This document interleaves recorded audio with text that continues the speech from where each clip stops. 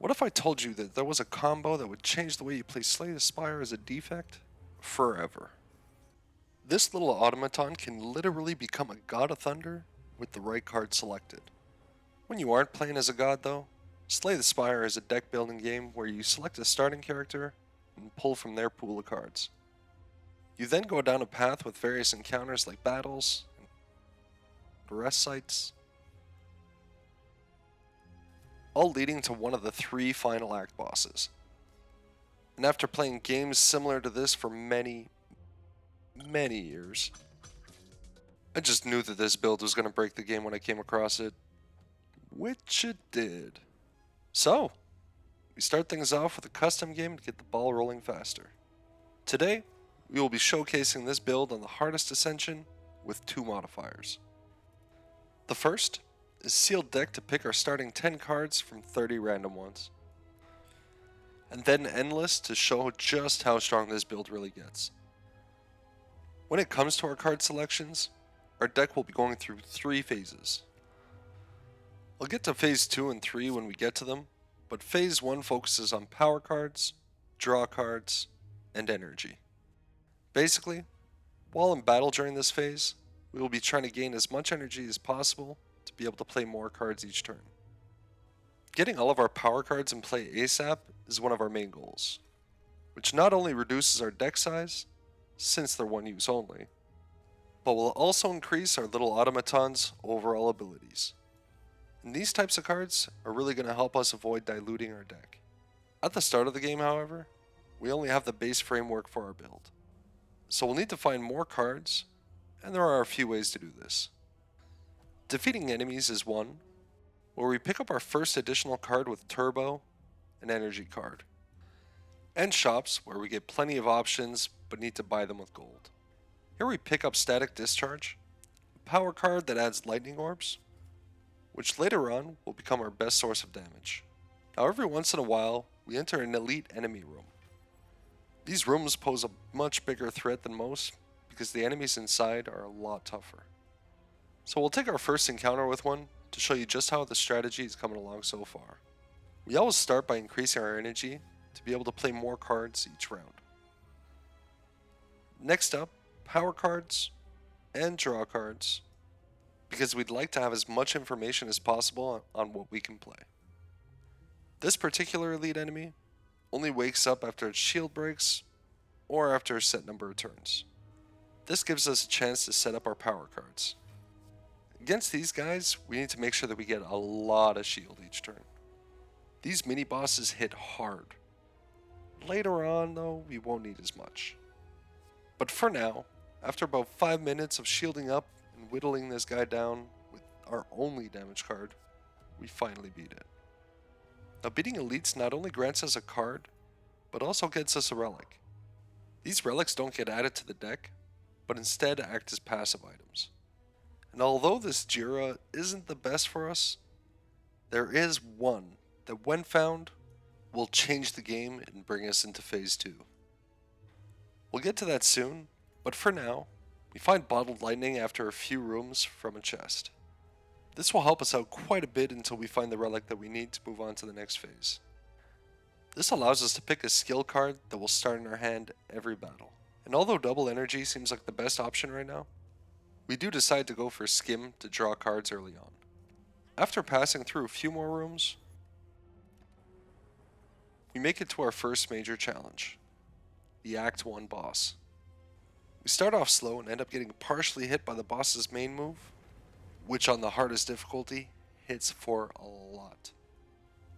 But right after, we manage to bounce back with an almost perfect hand.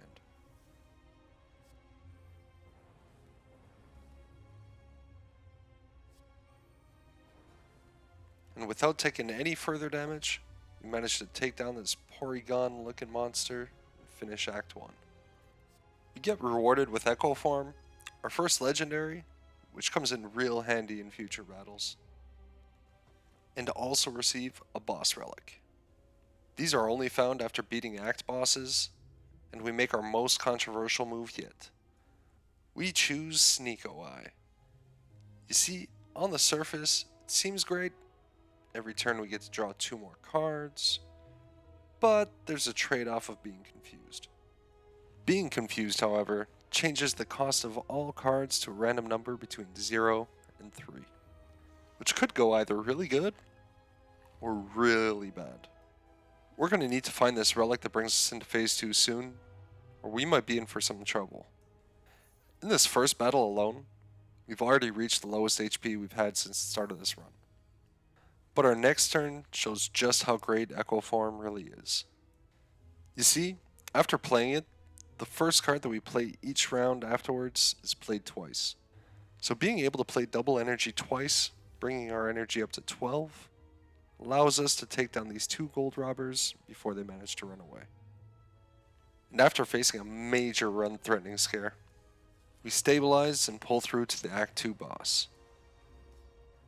But now with so many power cards, we managed to get through without much issue. We start breezing through Act 3, since our Phase 1 plan is pretty much in full swing. Until we meet this guy. This elite's attacks are so strong, we can barely afford to get hit once. When they hit us again, I start to think that maybe this is just game over. We need to take this guy down this turn. So when it lines up for another attack, we make good use of the opportunity and defeat it. Luckily, we've been collecting multiple repair cards that can heal us up at the end of the battle. After a few more iffy elite battles, we realize that Phase 1 isn't going to cut it much longer. It's too inconsistent, and paired with our eternal confusion, all it would take would be one bad turn and this run could be over. So we enter the shop in the hopes to find the relic we've been looking for to enter Phase 2. And boom! This mummified hand just brought our strategy to a whole new level. So whenever we play a power card from here on out, a random card in our hand gets reduced to 0 cost. And since we have dozens of power cards by now, we'll be able to play a lot of cards per turn. And look who decided to show up again. Who better to show off the power of Phase 2 to? Of course, our confusion starts us off with a hand of expensive cards, meaning we'll have to wait till the second turn. But now, we basically start our turn by playing one of our power cards, which reduces another card in our hand to 0. And when it's another power card, this build snowballs. Along with the foundation set by Phase 1 for more energy and draw cards, this phase has the potential to end battles against even the greatest enemies in one turn. This elite, however, gets to survive until turn 3 because of its intangible ability. This basically means that any damage dealt to it gets reduced to 1.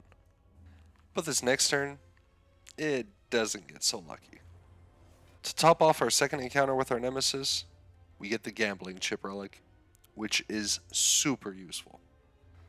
This allows us to trade less useful cards at the start of combat for potentially more power cards. So with our newfound relic, we enter the Act 3 boss battle. I'll just fast forward through this first turn for you.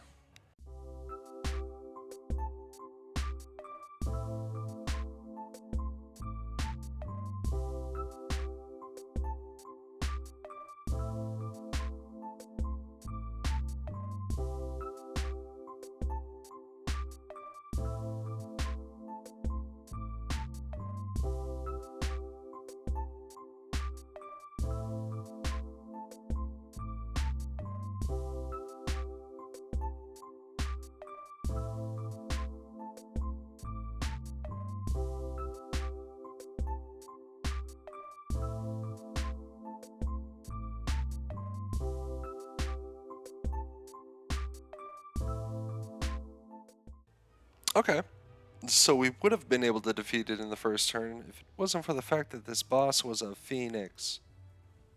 But on turn 2, we bring it down to half health, and turn 3 finishes it off. Since we're playing on Endless, we'll be heading into our second loop. Meaning, enemies deal 100% more damage and have 50% more health. All while reducing our relic income. Or will it?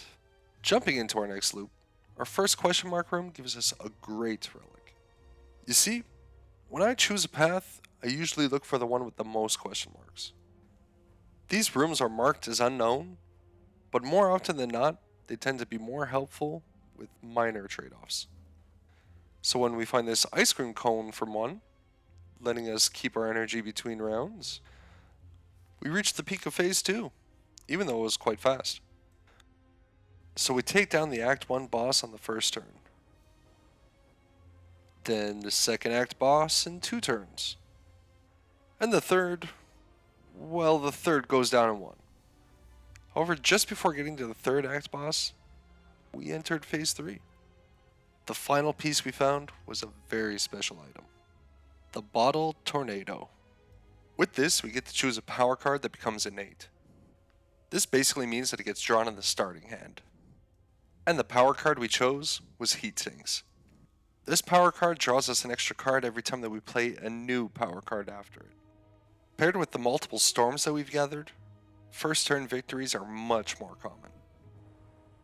Now in phase 3, our main strategy is to play multiple storm cards and heat sinks immediately during combat.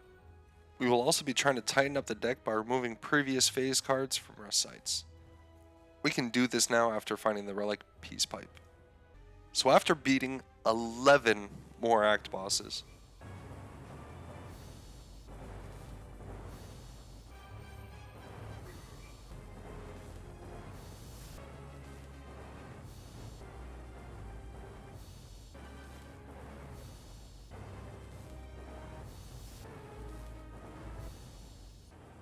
and a few double featured ones,